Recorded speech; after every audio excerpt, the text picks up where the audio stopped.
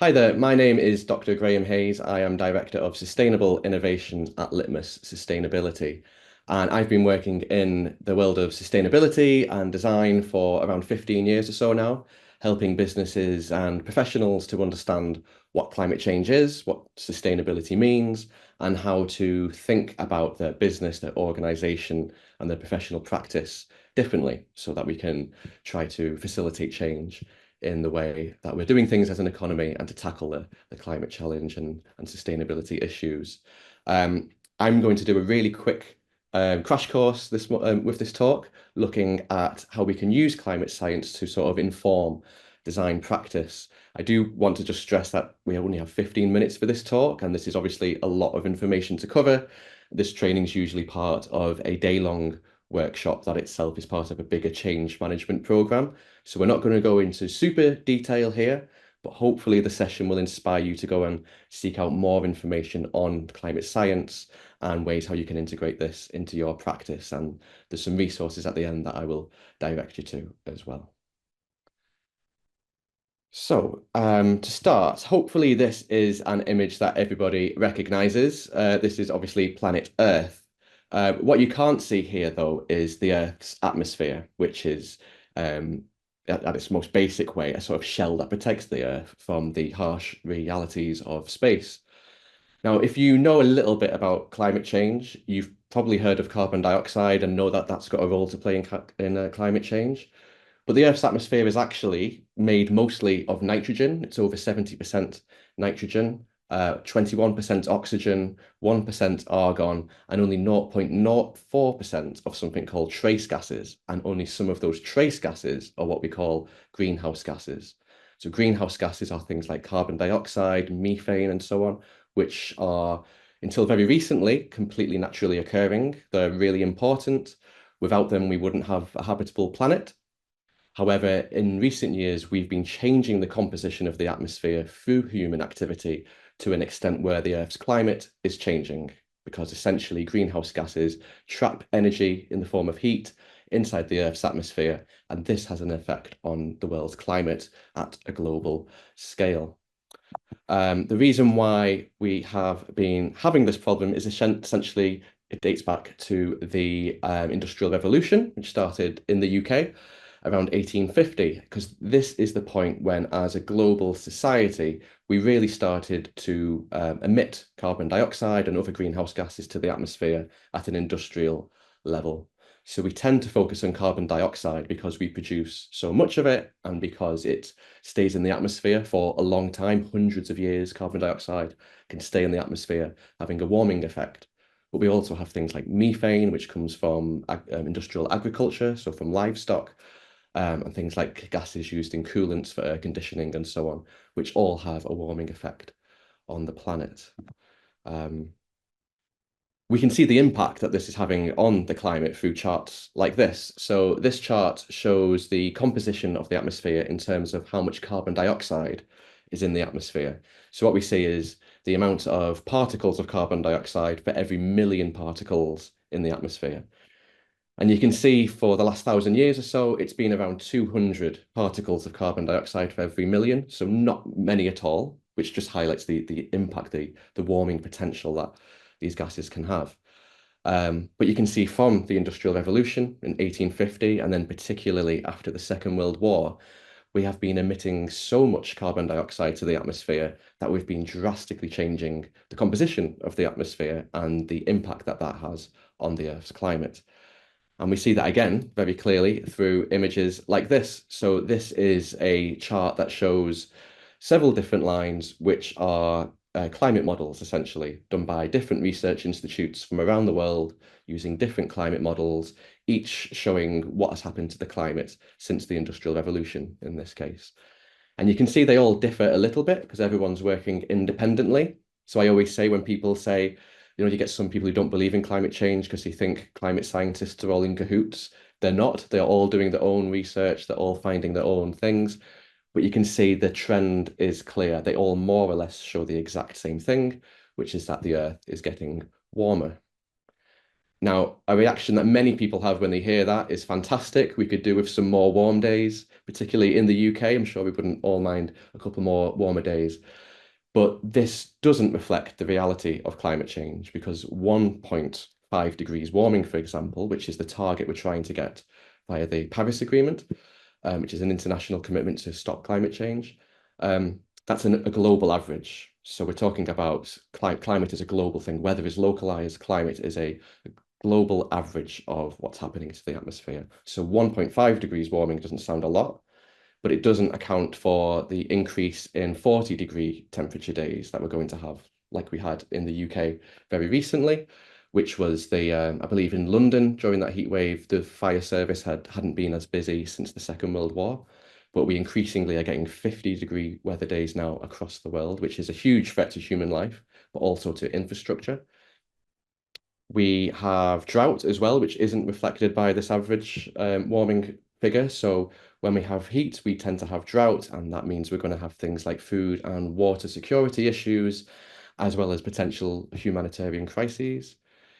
It doesn't reflect also the increased extreme weather events that we're going to have and the power of these weather events and the significant loss of human life that we can get here, but also costs to economies of many billions of pounds or dollars. This is a photograph taken last year in the UK where there was a tornado in Manchester. There are now I believe seven tornado alleys in the UK, and we're getting more and more tornadoes in the UK. So this stuff is happening here and all over the world. We have sea level rise, of course, from a warming climate. So this is particularly of relevance for anyone in coastal communities, of which there are many millions and millions of people around the world who are going to be impacted by sea level rise. And then this is going to cause climate migration.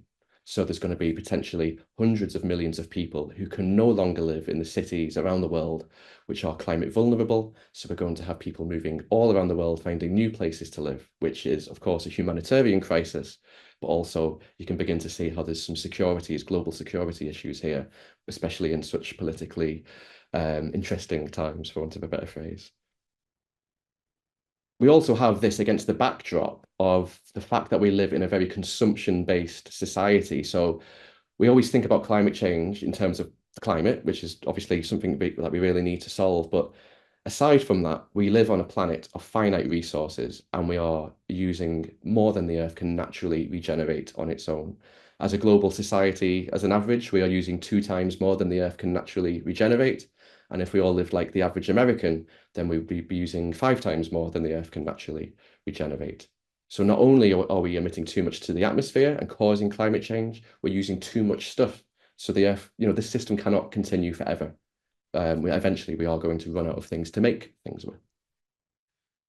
So the implication from all of this is that we need to find ways how we can decouple economic activity from its reliance on fossil fuels, on the production of these greenhouse gases, and from our reliance on using materials and our take, make, waste economy, where we take things from the ground, make products and services, and then those things become waste. And the faster the better economically, because that means we're all spending more and the economy grows, in theory.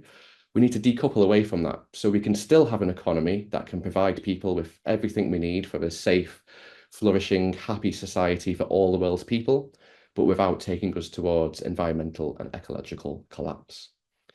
This, obviously the challenge here is huge, it's really significant, and it means that every single business, every sector, every policymaker, and certainly every designer has a huge role to play in this because we all can be empowered to make change and to facilitate change in the world, particularly design. So let's try and put a bit of a design focus on this and think, how might we design for planet and change the way we design our products and services, our buildings, our urban environments, and so on, to try to design for planet? Well, I thought I'd start that with a quick case study of how to do what you might call bad design. So this is a project I worked on a few years ago. The project team doing this work, they looked at a commercially available vacuum cleaner on the high street, and they wanted to see how sustainable it was, how closely it had followed the concept of eco-design. And what they found was really startling to me. They essentially tried to dismantle the vacuum cleaner and see if it was repairable and things like this. And they found it was made of 150 different parts and 14 types of material. So first of all, when there's that many types of material, it makes it really difficult to recycle. And they found that you didn't need to have that many types of material in the product. 57 joints broke in the disassembly process. So if part of the vacuum cleaner was broken, there was simply no way to repair it. You had to throw it into the landfill. They found 41 elements that didn't need to be in there. They were probably legacy design elements that could have been taken out and were just left in. So this is a waste of materials, but also increases the weight of the product. So in transporting it around with shipping, increases the carbon emissions there as well. There was no labeling of materials inside, so there was no way to tell if any of the parts were even recyclable, and there was no instructions or guidance given to the end user on how to use it efficiently, how to repair it if would be possible, and how to dispose of it responsibly. So a clearly unsustainable product. But this isn't to say that whoever designed this was a bad designer or that they were trying to make an unsustainable product. They were just designing something in the interests of the end user. So they were probably following something like the notion of human-centered design. This product was marketed at the lower end of the market. So it was people looking for affordable vacuum cleaner solutions. So they've designed that exact thing. This is good design. They've followed the correct principles of doing something that is of interest and matches the needs of the end user. But it's an approach that hasn't taken a systemic look at the manufacture and the design and the use of this product, because it hasn't considered the long-term feasibility of making products that have a warming effect on the planet because of the energy that this uses. It doesn't consider the viability of making something really inefficiently on a planet of finite resources. And it certainly has focused on the desirability of the end user, but not the desirability of people who will never use this product, but who will be impacted by its use on potentially on the other side of the world. So this begs the question of like what is sustainable design, and we'll come on to that in a second. But I think the real design challenge that we have here is that the design is really important. We still need to create things with design value, beautiful things that are functional, that are accessible, that solve problems. But we need to do that whilst we narrow our resource flows. So we're using as little as possible. We're reducing the amount of energy and materials that we use. We need to slow down the rate at which we use materials and energy in our economic system. And we need to close our resource loops so things don't become waste. So things can be reused and put back into the economic system as much as possible. And these are some of the core principles that you can think about in design to ensure that you're getting essentially as much value out of the things you're designing for as long as possible. And the key point here is also that we have to try to design with a restorative or a regenerative impact as well. Because when we talk about sustainability, we're talking about sustaining the status quo, if you will. But we've already done so much damage to the environment. We've produced so many emissions to the atmosphere. We also have to find ways to have regenerative practice that can actually contribute to making the Earth a better place. So when we look at this, I think it's really important to not underplay the value of design and the ability of design to be a force for good for the world. I hear a lot of designers who are always looking at how to enhance their practice, and they're looking at how they can use fewer post-it notes in workshops. That's fantastic. It would be wonderful if you could take that material out of the design process. But as I say, it really underplays the potential for design to have a huge impact in the lives of millions of people. Depending on what you're designing, you can have a huge impact in terms of reducing the environmental impact of what you're designing. So for me, it's not about using fewer post-it notes. If you get a more sustainable product, then please use as many post-it notes as you feel necessary. What sustainable design is actually about is trying to design systemically. So designing, thinking about all of the impacts of what you design to the nth degree across the entire world. So thinking about where materials come from, how they get to the point of manufacture, who's involved in that process, who's impacted and how, and so on. And we have to seek opportunities to design sustainably across every aspect of the design process, from design to the manufacture of products, to the use phase of products, and through the end of life, ideally going to notions of cradle to cradle design, where things stay in use for as long as possible.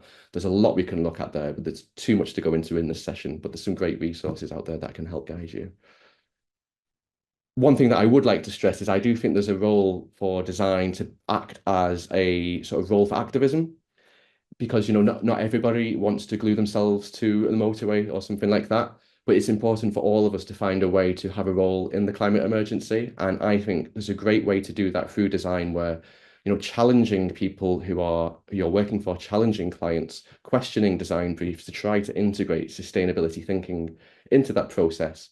But then if you don't get the green light for that, still asking important questions throughout design and of how you can design more sustainably, essentially. So there's some examples on this slide. There's an almost infinite number of questions that you could ask, but it's just really important at each step just to step back and say, what are the changes we can make here or the considerations we can make here to really reduce the impacts of the thing we're making, or indeed to enhance the positive impacts that you might be able to create. And that's really important because for me, the main thing I'd like you to take away from this is that sustainable design is really empowering. So whenever I'm feeling climate anxiety, the best remedy for that is doing something, is doing some form of climate action because it gives you control and ownership of what can feel like a very scary situation. It's sometimes quite a hopeless situation, but there's so many things that we can do. And as I say, design has got such a capacity to be a force for good in the world that I just encourage everyone to try to learn how you can integrate this into your practice. Um, that's it for this session. It was a whistle-stop tour, as I say, but there are lots of sources of information out there and really valuable resources as well. I would encourage you all to look into something called carbon literacy, which is a day's worth of learning on climate change and how you can affect change as an individual or as an organization. I've got a carbon literacy training course specifically for design, which I'm happy to share details about, but there's plenty of amazing carbon literacy trainers out there who I can point you towards, or you can find on the carbon literacy website. Also, the Design Declares movement is absolutely something I would encourage everyone to go and sign up to. It's an opportunity to commit your acknowledgement of there being a climate emergency as a designer. And there's a really active community there and lots of really valuable resources on the website there as well. So I hope that was helpful. I hope that's inspired you to go and seek out more information on this very interesting subject and very important subject. And thank you.